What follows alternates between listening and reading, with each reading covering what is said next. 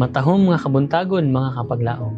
Atong hisgutan niining adlaw, Enero 21, ang atong morning devotional nga naguluhan, ang iyang kalulot. Ug ang atong teksto makita sa Marcos 2 versikulo 5 nga nag-ingon, ug sa pagkakita ni Jesus sa ilang pagsalig, siya miingon sa paralitiko, "Anak, ang imong mga sala gipasaylo na." Usa kadto kalisod kaayo nga panahon sa akong kinabuhi, ug nahitabo nga hapit na nako gigahin ang adlaw sa Pasko nga mag-inusara. Ang akong mahigugmaong mga ginikanan nagpuyo sa East Coast samtang ako didto sa California. Ug kami walay salapi nga mobisita sa usag-usa. Apan adunay usa ka butang nga daw dili katuohan nga mahitabo.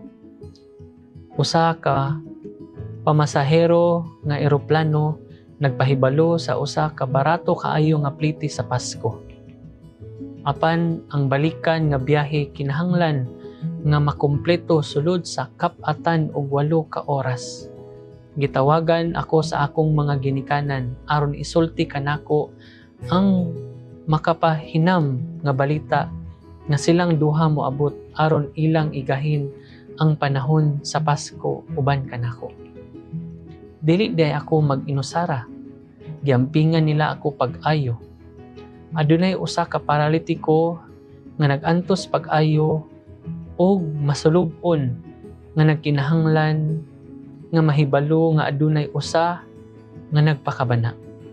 Upat ka mga higala ang nagdala kaniya ngadto kang Hesus. Apan ang panon sa mga tawo sa palibot sa balay dasok kaayo nga dili sila makasulod sa pagpaduol. Unsa may ilang buhaton mobalik? Dili mosugot kini nga mga tawo. Ang ilang pagpadayon nagpasiugda sa makalilisang nga kahimtang nga nagian niini nga tawo. Sila madasigon kaayo nga mutabang nga sila andam nga mugawas sa ilang komportable nga dapit ug mamiligro pagani nga mawala ang ilang dungog.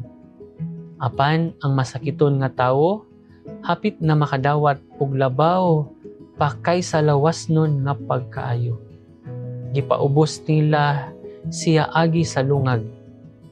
Ug sa pagkakita ni Jesus sa ilang pagsalig, siya miingon sa paralitiko, "Anak, ang imong mga sala gipasaylo." Namatikdan ba nimo ang una nga mga pulong nga gilitok ni Jesus? Sila nagpahayag sa iyang kalulot o pag-atiman niini nga tawo. Tungod sa iyang pagkabaldado, tawagon siya sa mga tao nga tinunglo sa Dios.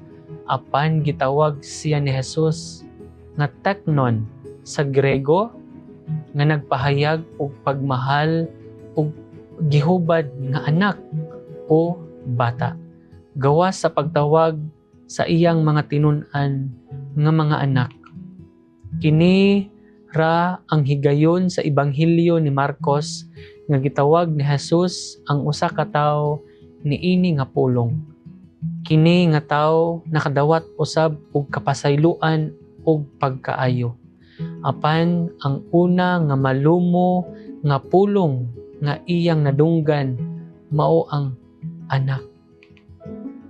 Bisan unsa pakawalay mahimo o walay paglaom ang atong gibati, sa Jesus malumo nga nagtawag kanato sama sa paagi, "Anak, ang imong mga sala gipasaylo na." Mag-ampo ta mga kapaglaom. Gamhanan namo nga Dios, dako namo nga pagpasalamat. Ikaw adunay dakong pagtagad kanamo, ang imuhang makanunayon nga pag-amping kanamo, naga pahinumdom lang kanamo ang imong dakong kalulot maoy usa ka bililhon namo nga gikinahanglan tungod kay kun mabati namo o Dios ang imuhang kamaayo pagtagad, kami makaangkon sa kaayuhan, dili lamang sa balatian pisikal, kundi espirituhanon usab o Dios. Tungod ikaw adunay pagtagad kanamo o bisan pagani ikaw magatawag kanamo nga mga anak. Luyo sa among kapakyasan, pansalamat nga adunay mi mahigugmaon nga manluluwas, nga adunay pagtagad kanamo. Salamat o Dios, natudloan mi nimo nga mosalig, makabaton og pagtuo kanimo og sa imong mga pulong, nga ikaw ang Dios mupasaylo, ikaw ang Dios nga muayo sa among mga balatian. Salamat nga panalanginan nimo ang among mga kaugalingon niini nga tibok nga adlaw.